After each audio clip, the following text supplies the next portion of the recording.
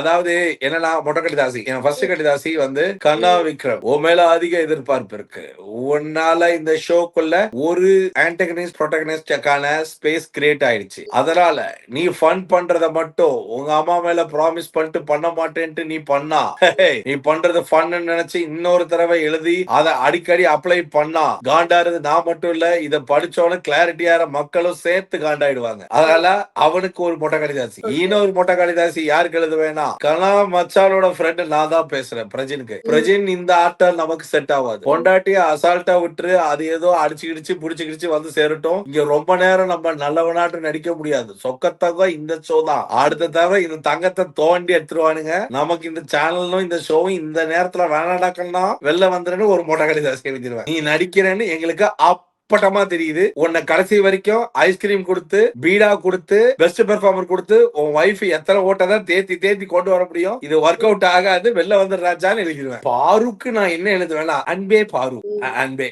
என்ன ஒரு நிமிஷம் இரு, இங்க ஏதோ ஸ்கிரீன் ஸ்ட்ரக் ஆயிடுச்சுன்னு நினைக்கிறேன். அதாவது அன்பே பாரு இந்த ஷோவை நான் பார்ப்பதினால் எனக்கு வருகிறது ஜோறு. இன்னைக்கு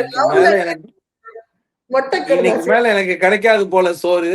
ஐயோ சரி, நான் ப்ராப்பர் மொட்டை பாரு, ஸ்ட்ரெயிட்டா சொல்லிட்டேன் மேட்ரு, கிளியரா கேட்டுக்கோ. இந்த ஷோல பக்காவா பிரமாதமா செம்மையா விளையாடுறேன்னு வந்து போனவங்க எல்லாம் ஏதோ சொல்ல சொல்ல ஏத்தி விட்டு நீ அதை நம்பிட்ட. இப்போதைக்கு இந்த ஷோல அடி வாங்கலாம் நீதான், அடி வாங்காட்டி நீதான்ற அளவுக்கு எல்லா வாரமும் வந்துட்ட. ஆனா பாரு, உன் நினப்புல இருக்கிற ஒரே ஒரு மேட்டரை எழுதிச்சு எடுத்துரு.